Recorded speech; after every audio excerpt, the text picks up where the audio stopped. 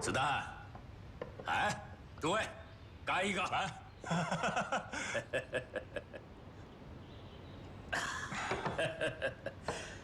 子弹呐，你的见识才能胜过我100倍，以后叔叔啊，唯你马首是瞻。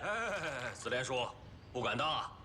要是当时子文真把我给杀了，你可愿意为小侄一哭啊？哎，子弹，你这话怎么说的？子弹，凡今之人皆如兄弟，过去的事儿啊，咱就不提了。如今咱们一起福保子桓，还需同心协力呀。你跟子桓最为深厚，这第1道表彰该如何写？还是你拿主意？听闻陈群昨天进了司马懿的府邸，到现在还没有出来。我想他们是不是也在商议这立国新政？哎，可不能让他们抢了风头。子弹，你倒说说，大王他最想要什么，咱们就给他写什么呀？是，哎，对，要什么咱们写什么。好，既然诸位信我，那我就只有一句话。这句话可是先王临终前所说。什么话？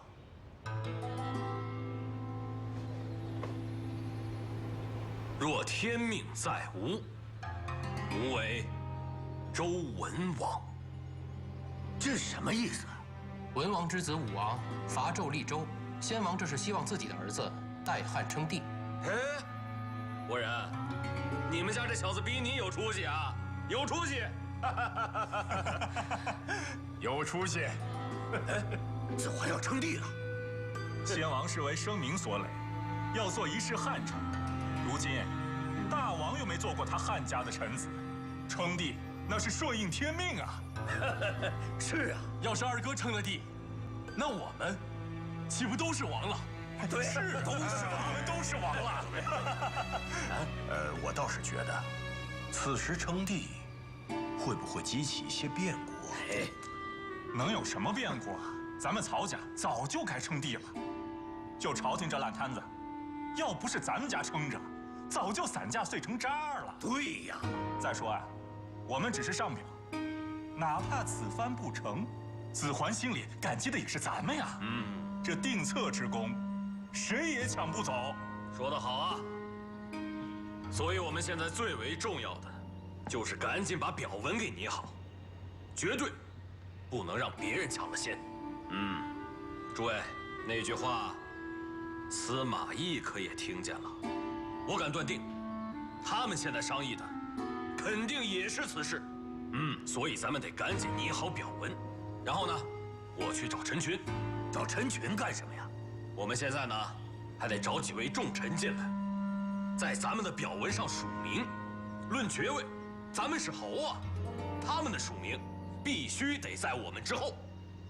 这样一来呢，在子桓面前，这定策之功就没人跟我们抢喽。哎，子弹，这只找陈群，司马懿呢？他怎么办？找吗？找啊！找个屁呀！怎么没了他司马懿，子桓还不登基了？笑话！就是啊。你呀，喝酒。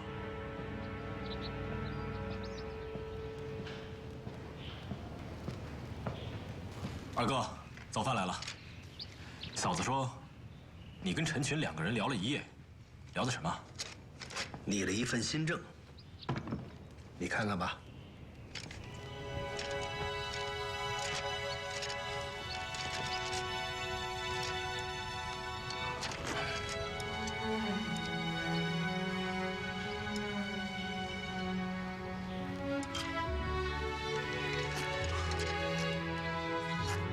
你们要抑制宦官外戚，重设选官之法。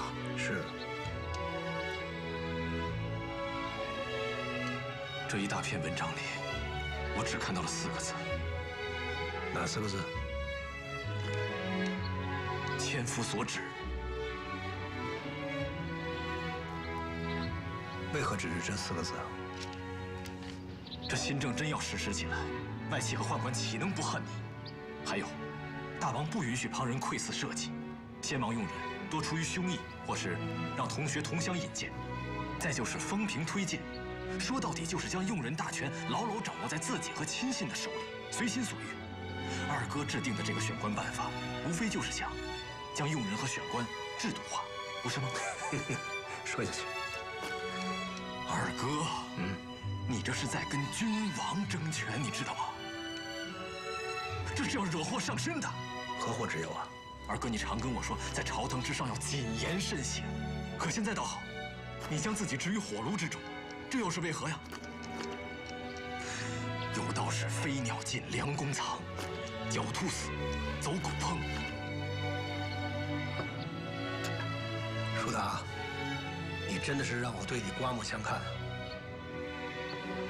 二哥不是在跟大王争，是在替大王争。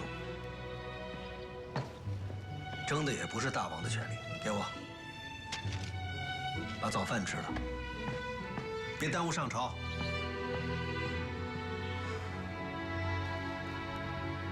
那争谁的权啊？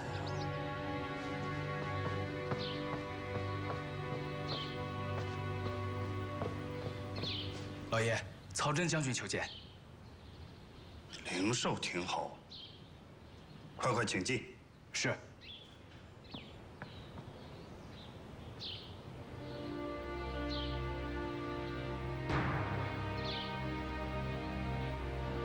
孤承先王之业，治世愈重，身担重任，常怀领兵之见。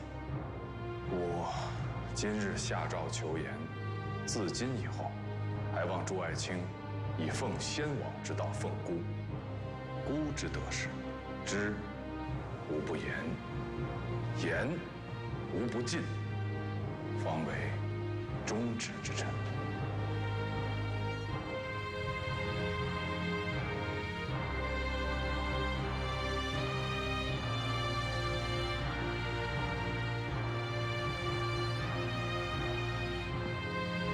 大王，臣与大将军夏侯惇、曹洪、曹休、曹仁、夏侯尚等，合计25人，共奏一表。臣等共奏一表。到底是何大事，让如此多的重臣一同上奏？大王，自还陵以来，代以衰微，以致生民流离，纲纪尽坏。今我为业克成，天下之民引领而忘圣主之情，有水之救下，沛然谁能御之？故臣伏请大王，以天意民心为念，代汉立国，以救天下黎民于水火之中。伏请大王以天意民心为念，代汉立国，以救天下黎民于水火。孤年少得国，何以至此？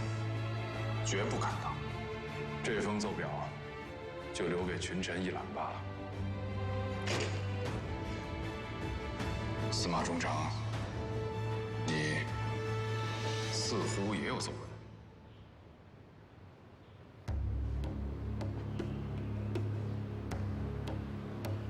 臣上表言新政10条。新政啊？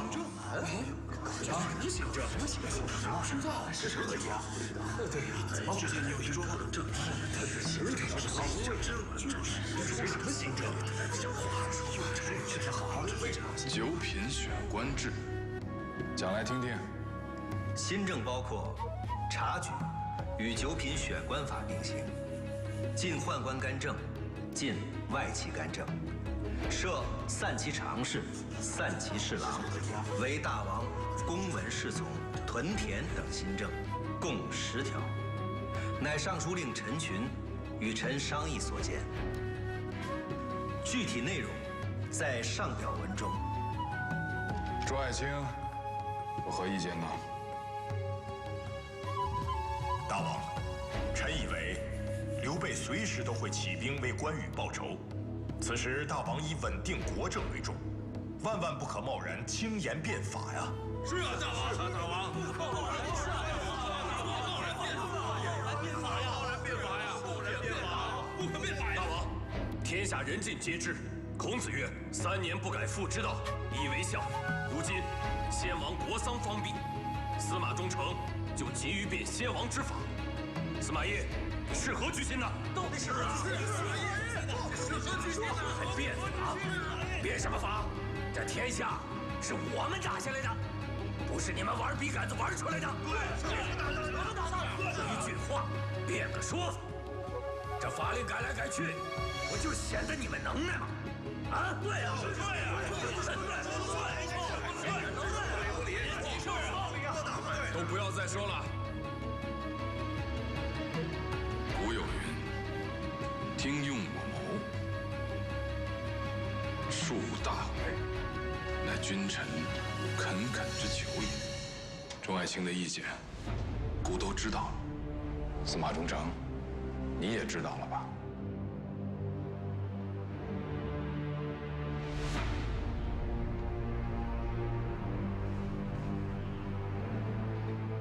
退朝。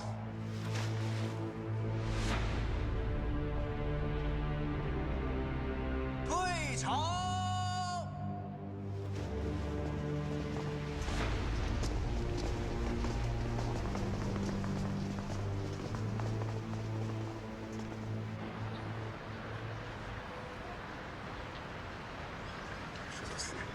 是啊，我们打下来了。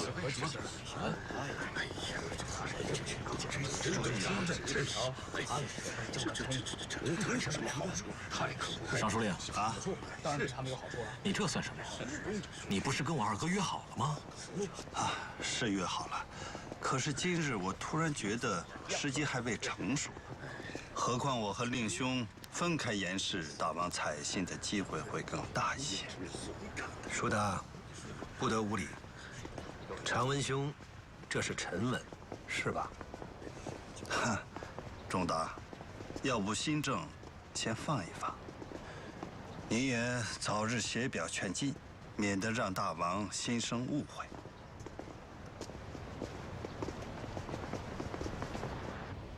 各位蜀外兄弟，以魏待汉，现在时机未到了。大王，现在可是万众归心呐，这是最好的时机呀！子桓，你要是爱面子，咱就让皇帝小子自己让出来吧。咱们带几万兵去，就屯在许都附近，看他敢不让。没错，对，禅让，让天下人没话说。都先回去吧，这件事情还要从长计议。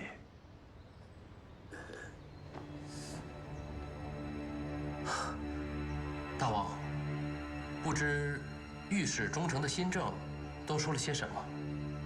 还有，那个九品选官法又是什么意思？好，迂腐之见，不值一提。就到这儿吧。退班。臣等告退。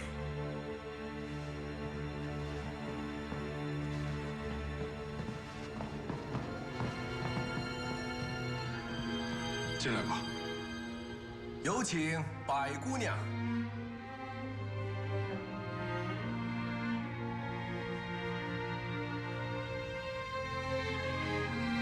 群臣百官尽收你眼底，觉得司马懿如何？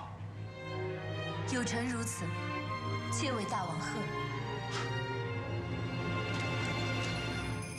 看来姑不用替你选了，你自己都已经选好了。是为了大王，妾愿意听从大王的一切安排。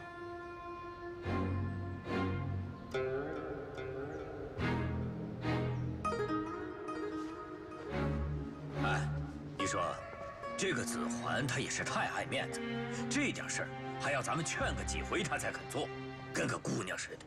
哎呀，我说子莲叔啊，这你就不懂了吧？3劝3让，这叫礼义。舅舅，父亲，我总觉得大王他大王怎么了？越来越让人琢磨不透了，而且越来越像先王。小子，大王这2年呢，成熟了不少。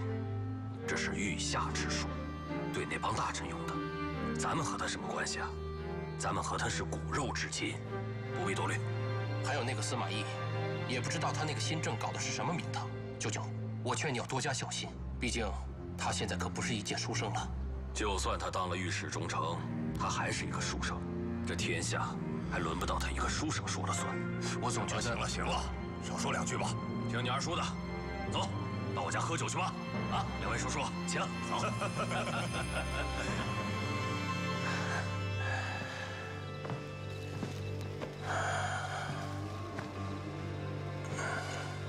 原以为他有多聪明呢，还是有犯傻的时候啊。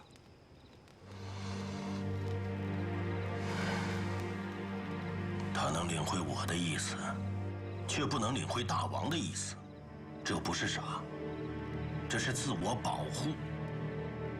大王让他走的路，他还没摸明白呀。那这条路，他敢走吗？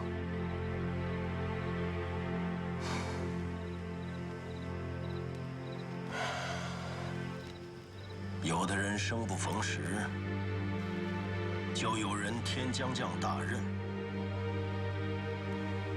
他没有退路了。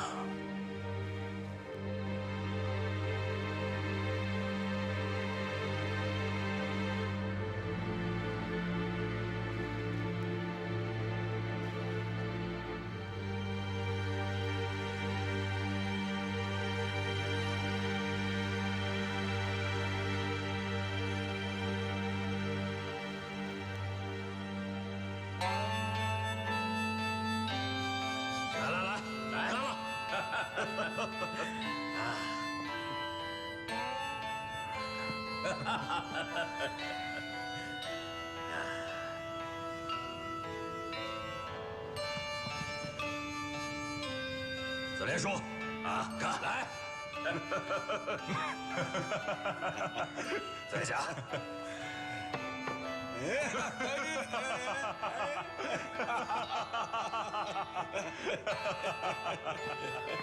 子桓，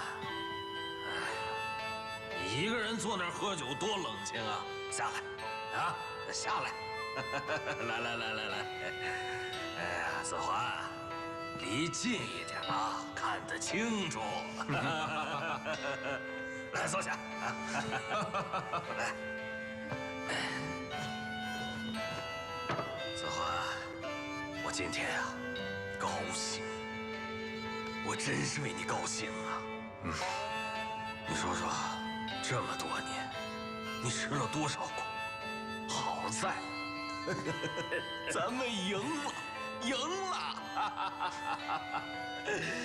这以后啊，就有广阔的视野等着你去做。放心，不用担心啊！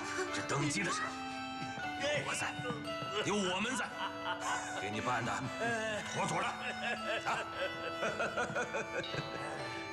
你这番心意，坐这儿，孤心领了。喝酒。其实啊，没什么难的，不就是让那个皇帝让位吗？我们都商量好了，我们呢，就以回乡宴请为名义，调个10万大军，开往朝鲜，每日就绕着许都啊，军马奔腾。我保证，那个刘皇帝，他觉都睡不着。1个月，就1个月，我保证让他乖乖的让位。此计甚好，只是时机未到。子桓呐，你登基以后，叔叔我怎么也是个藩王吧？这个就送给我吧。随叔叔心意。还是子桓大方吧，子连叔。大方大方，这打了半辈子仗，终于可以享福了。想当年，我跟着先王去打董卓，啊，哪成想遇到了徐荣的埋伏，突然间呐，一块大石头砸中了先王的马腿，那先王一咕噜从马上跌了下来，眼看着就无望。那一仗都谁在啊？咱们都在呀！都在呀！那时候啊，子桓他们年纪还小，只有咱们这帮老哥们在。我一看，那可不得了啊！我赶紧冲了过去，把我的马给了先王，一手牵着马缰，一手抡开了大刀，那死命的砍呐砍呐砍呐，浑身是血，终于把大王啊救了出去。子桓他们这些娃娃们，哪里知道当初大江山的艰辛呐！行了，死连树，别吹牛了啊！子桓，臣御史中丞司马懿有表上奏。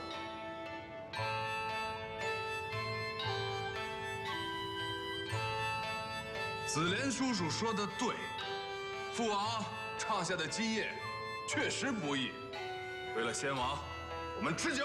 对，为了先王吃酒。臣御史中丞司马懿有表上奏。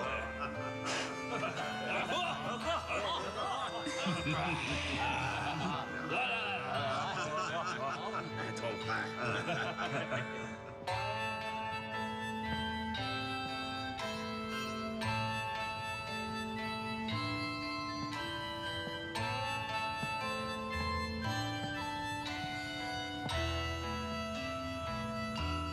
臣御史中丞司马懿有表上奏。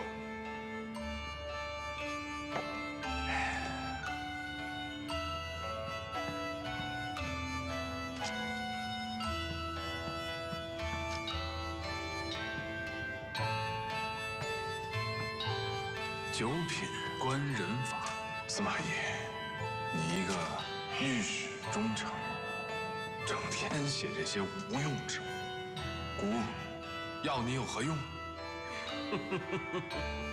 事关社稷，大王还是看过后再定有用还是无用。你是讥讽姑不纳谏，姑要是就不看呢？哎呀，子桓有什么可看的啊？我说这个司马懿，既然来了，就喝一杯吧。臣朝服在身，不能饮酒。司马懿，你打断了姑的欢宴，死罪可免，活罪怎么能逃呢？司马懿，听清楚没有？别不识相，不喝是吧？啊？来，我帮你。臣朝服在身，容臣自饮。算你识相。喝。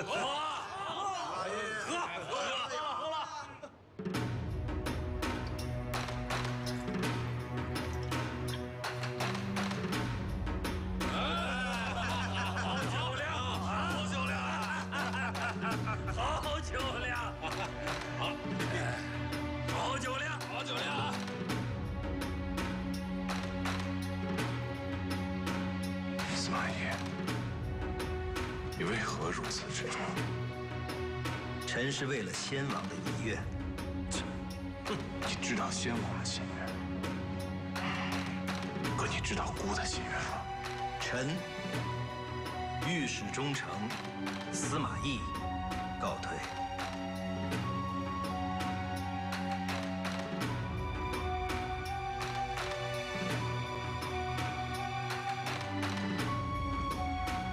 子桓，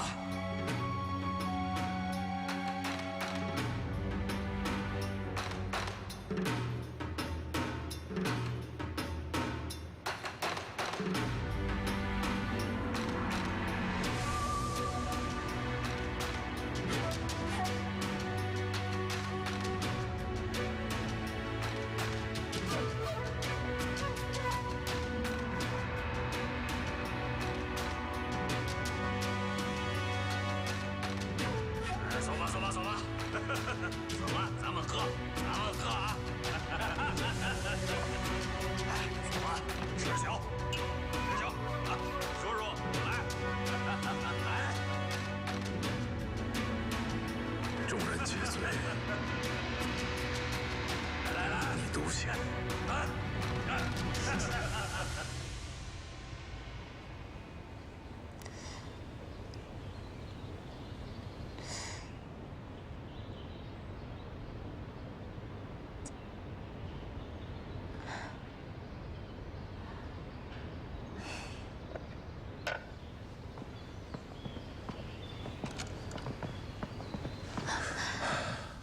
不要扶我，大王。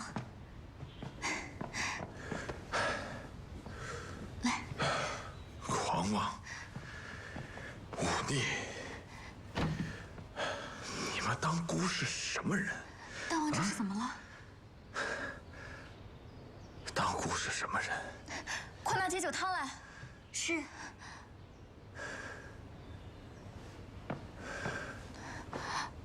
残局。切鱼炖，我才刚开始学。姑来帮你解。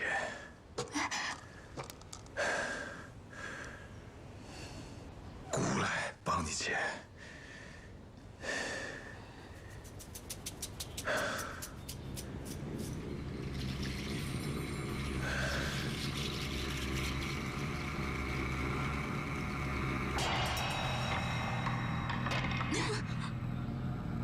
大王，你这样下棋，可就真的无解了。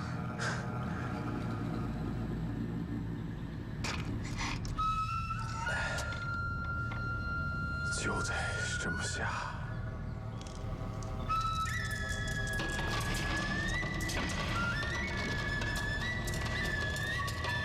就得。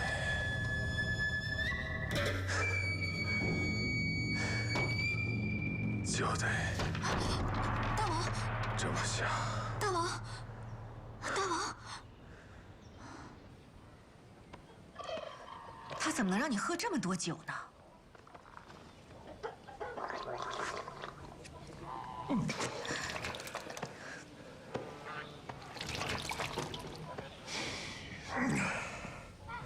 喝得急了些。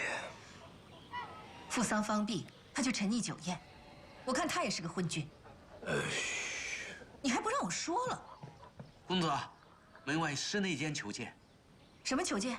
室内监。跟他们说一律不见。请。你都喝成什么样子了？让他进来。好，室内监，快请。司马中丞，哎呀，老奴来看你来了，怎么样啊？哎呦，你看你醉成这样，快起来！哎，不必多礼了，坐这坐这啊。哎呀，行了行了。这个见过是哪件？合适啊。司马中丞啊，老奴奉大王之命，来给你送东西来了。还喝呀？嗨。 是醒酒汤。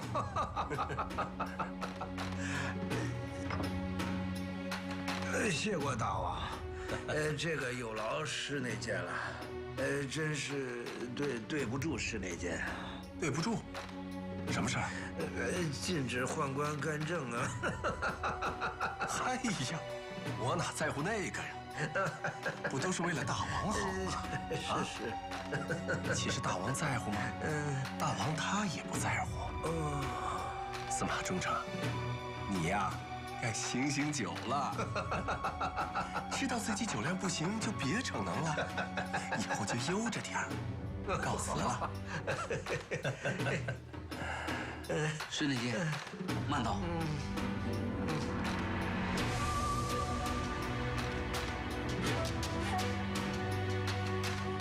他这什么意思啊？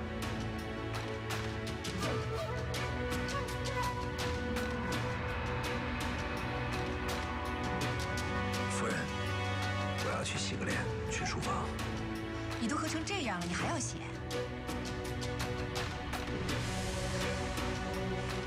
我去给你打水。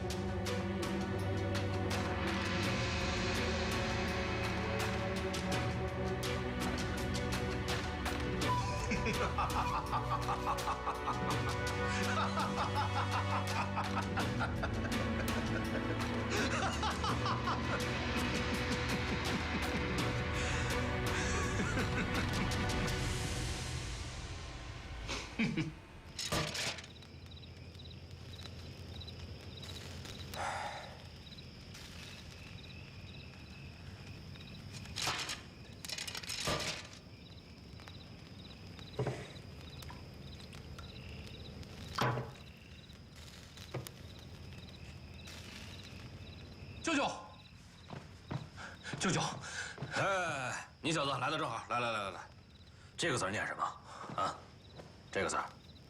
哦，兰亭的兰。兰？对，兰。嗨，我说怎么这么眼熟呢？查了半天没查着。你说说啊，这个字长得歪七扭八的，太难记了啊！哎，这大半夜的找我干嘛来了？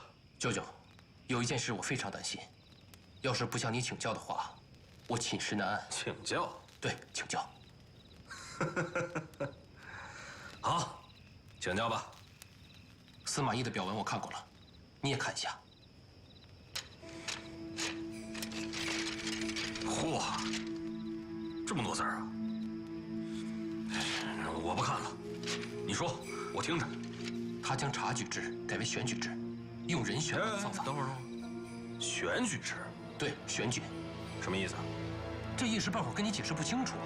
简单来说，就是将官阶定为9品，然后由尚书台派出官员到地方上择取人才，最终由尚书台统一考试。如此一来，择人用人之权就都集中在尚书台的手中。我在想，他们选举的士子是不是都是士族子弟？要真是这样的话，我们今后万万做不到凭依据举荐就让大王任人为官。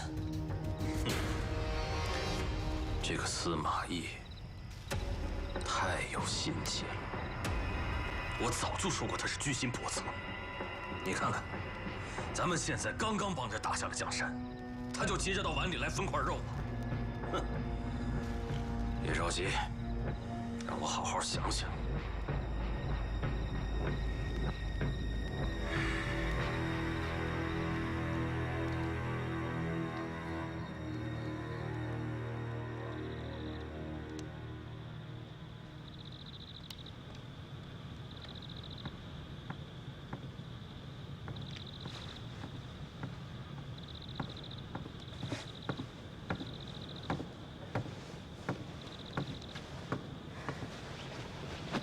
都这么晚了，有什么紧要的事，明日再写吧。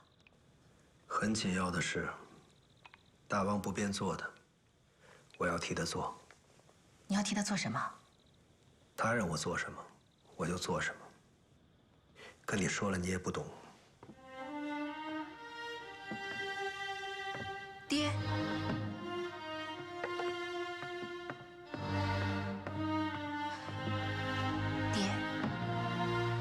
爹，这么晚了，你还没睡？要是他们让你与曹氏宗亲为敌，你也干？爹，你都明白。我要是再不明白，你就让人家当枪使了。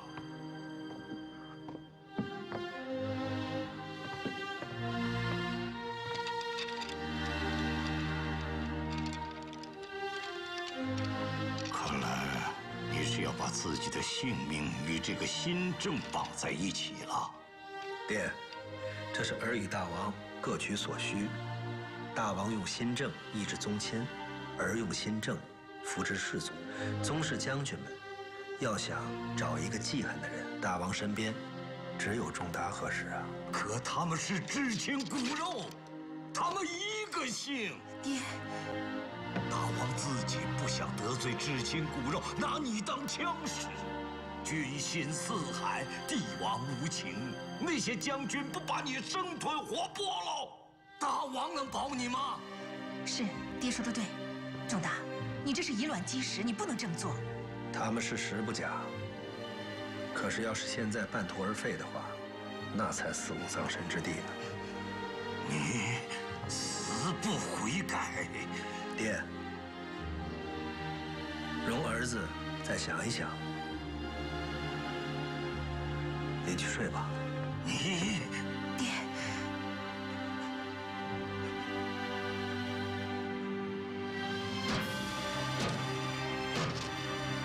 死不悔改。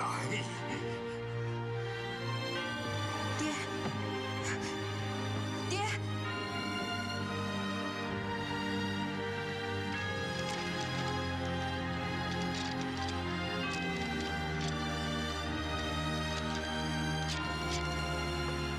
这是做什么？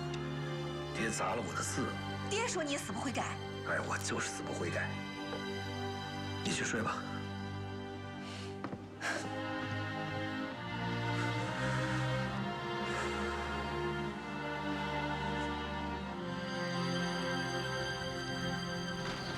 哎呀，你给我轻点儿，里面都是陶的，别给我摔了啊！哎，好。爹，这是要去哪儿啊？夜里我做了个梦，梦见老家的祖坟让大水给冲了。现在正是春潮的时候，我不放心，我想回温县老家看看。去，把你二哥叫出来，让他跟我一起走。爹，这种事儿找2个家仆回去就行了。再不放心，叫4弟5弟回去，犯得着你亲自跑一趟？我不亲自跑一趟，他能跟我走吗？你是要带二哥走？老三呐，现在的叶城对他来说太凶险，能避则避吧。可是二哥今日不同往昔，他现在是御史中丞，怎么能说走就走啊？那你就替他去告假，你就说他喝酒伤了肺腑，要回乡养病，谁灌酒让他找谁去。还有你啊，你也得跟我走，你也得离开这个是非之地，省得魏王到时候再找你。你的家务找人给你请，去，快叫你二哥去。爹，快去！你跟他说，你们2个要是不跟我走，那我就死在半道上。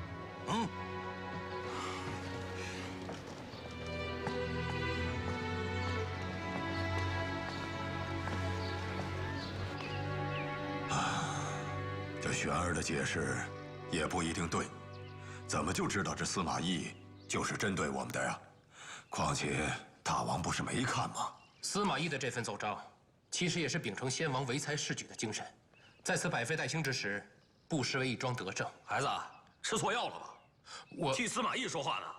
我告诉你啊，司马懿现在是眼红咱们家，想到碗里捞肉吃呢，明白吗？舅舅，这一点你倒是没说错。若是大王真采用了这份建议，今后朝堂之上任用官员，怕是没有我们再说话的余地了。伯仁，你让这小子闭嘴！胡说八道什么呢？舅舅，行了，他就是个孩子。他胡说八道。叔，这孩子小，别听他胡说八道啊！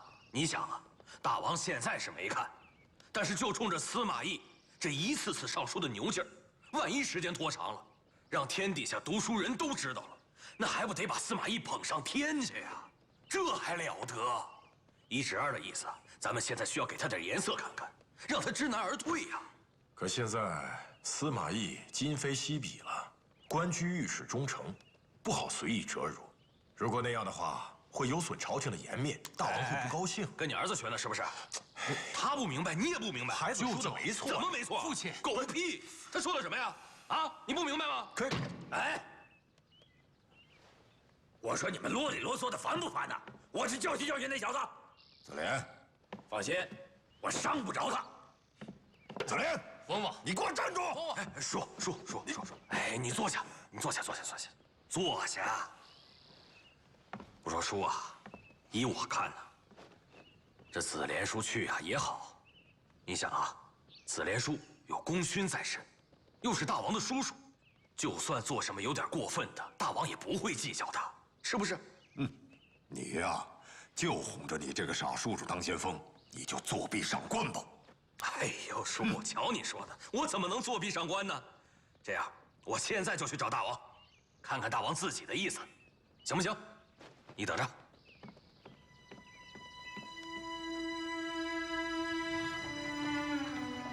老二啊，以前爹什么都依着你，这回你就依爹一回啊！爹老了，最近老是想起你大哥，我经不起折腾了啊！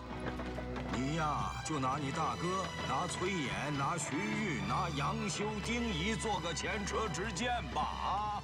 照爹的意思，二哥必须退出朝堂了。事到临头啊，都觉得自己能比前任更幸运一点儿，可真是灾难来了，如洪水卷过，谁知道卷走的是不是与众不同啊？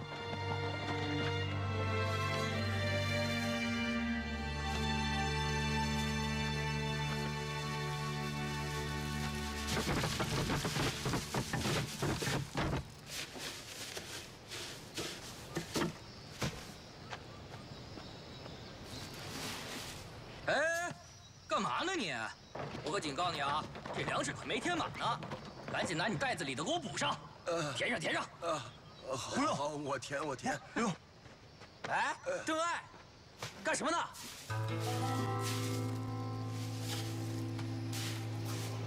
干嘛呢？嘿，你还找死呢是不是？哎，行，别打了，赶紧起来。行。邓艾，怎么了你这是？老这样，是笨是怎么的？这么一斗粮食，可都是咱们兄弟的9000，百姓的，给公家的。哎，没完了是不是？打！你在打人！你在打谁干啥？我求你了，官儿你做什么好人？我教他不行吗？别打了！二哥，我去看看。不要过去。一个人敢犯众怒，得有硬骨头才行。左右，给我射！干啥？放！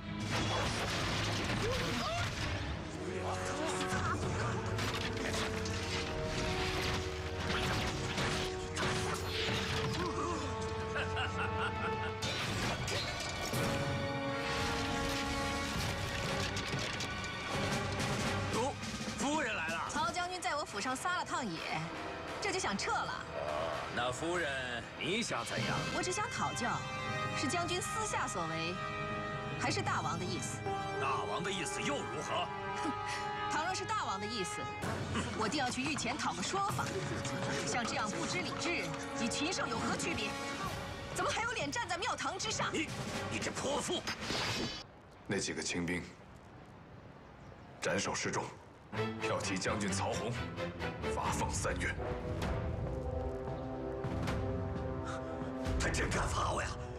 哥哥，你够了！这个时候，你还任性？子桓要管着这么大个国家呢，他也不容易呀。可我绝对不能让司马懿得逞。司马中丞，大王说了，你要是没什么正经事儿，就回去吧，不要再自讨没趣儿了。啊？那是内监，由我迁走，奏表留下，任凭大王处置。大王要是不要呢？那就劈了当柴烧，车还我。大王此计甚妙，臣请领军。好啊，那这一次就让你跟曹休来安排。臣遵命。先王啊，你知道吗？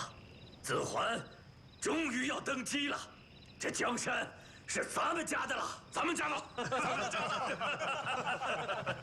哎，子弹啊，我折了几个秦兵，你再带随从，可不许带那个司马懿。哎呀，不光是司马懿，什么陈群呀、钟繇啊，一个都不带。起手！臣有本上奏。臣有本上奏。臣有本上奏。臣，御史中丞司马懿，有本上奏。还是新政之事。臣恳请大王听臣新政。讲。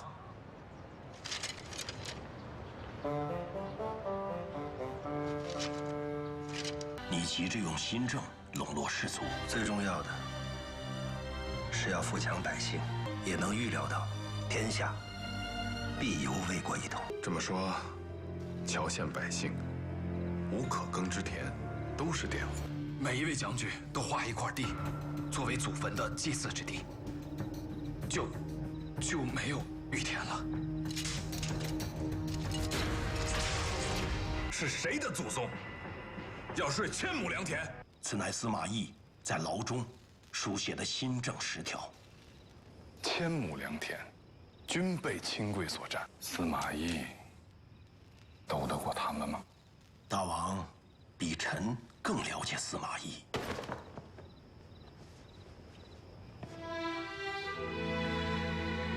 这是何物？以前太学生上表请行新政。这么说，世祖之中、太学之中，皆拥戴新政，是拥戴大王的新政。有大臣之气，定国之策，使人向往新朝之心。大王已得天时地利人和。这里的皇宫太太小了。先王为大王在洛阳建的新宫阙，比这儿大5倍。子桓，就当我求你了。当真是这么想的？臣流血叩见皇帝陛下。好，我就向全天下证明，你没有做错选择。皇帝陛下万岁万岁万岁！舜禹之事，吾知之矣。宣司马懿代朕宣发制诏。他不是在牢里吗？是啊。宣御史中丞司马懿，今朕承帝王之训，其以延康元年为黄初元年，蜀徽号统律度量，承土行，大赦天下，颁行新政。你先回去吧。邺城还有好事相候。何事？仲达，不要辜负了朕。请亲使宣旨。